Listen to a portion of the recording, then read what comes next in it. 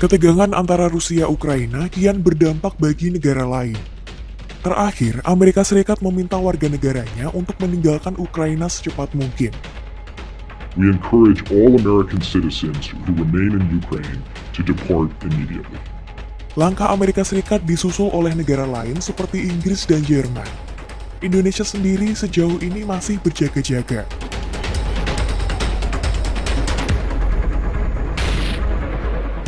Sekitar 100.000 pasukan Rusia telah diarahkan ke wilayah perbatasan dekat Ukraina.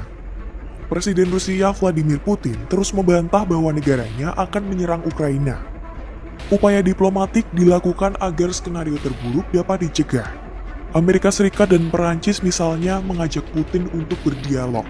Namun, langkah itu tak membuahkan hasil signifikan. Apa yang sebenarnya terjadi antara Rusia dan Ukraina? Konflik Rusia-Ukraina tak bisa dibaca secara tunggal, salah satunya karena sudah berlangsung sejak bertahun-tahun silam. Ukraina merupakan pecahan dari Uni Soviet yang memerdekakan diri pada Agustus 1991. Ukraina tumbuh menuju negara demokratis dengan roda pemerintahan yang telah dijalankan oleh 7 presiden. Selama 3 dekade merdeka, Ukraina mengalami 2 gejolak besar-besaran yang terjadi pada 2004 dan 2014. Keduanya punya pesan yang sama, menolak pengaruh dan intervensi Rusia dan mendorong bergabung ke Uni Eropa serta NATO.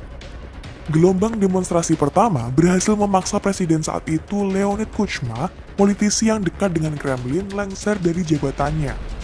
Rezim Kuchma dinilai korup dan kerap menyalahgunakan kekuasaan. Sedangkan gelombang masa kedua kelak dikenal sebagai Revolusi Maidan, menewaskan 70 orang.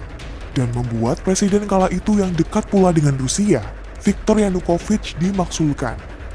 Ia menyebut langkah itu percobaan kudeta, sebelum kemudian kabur dari Ukraina. Putin kerap mengeluarkan klaim bahwa Rusia dan Ukraina adalah satu identitas. Klaim semacam itu yang kemudian dipandang banyak pihak jadi justifikasi untuk melakukan hal-hal yang di luar batas. Seperti menganeksasi Crimea yang sebelumnya masuk teritori Ukraina pada 2014. Proses aneksasi ini tergolong berdarah, lebih dari 10.000 orang tewas.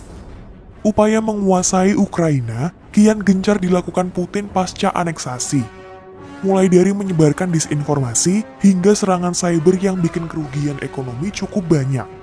Analis dan lembaga think tank menegaskan aksi Putin beberapa waktu terakhir mengindikasi bahwa ia tak ingin kehilangan Ukraina yang cenderung merapat ke barat. Kehilangan pengaruh atas Ukraina sama berarti potensi lenyapnya banyak hal, termasuk kekuatan ekonomi. Cadangan minyak dan gas Ukraina contohnya, masing-masing 395 juta barel dengan 349 miliar meter kubik. Ukraina juga memainkan peran strategis sebagai penyalur gas dari Rusia ke pasar Eropa.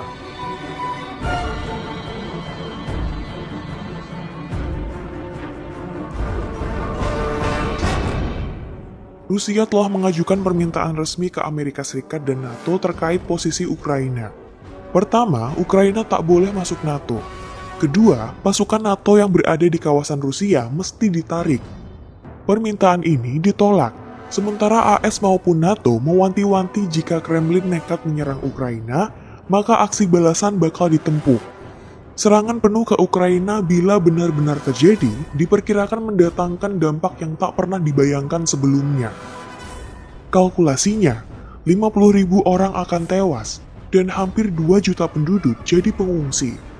Itu sebabnya banyak pihak yang menyebut Perang Dunia Ketiga jika sampai konflik bersenjata meletus.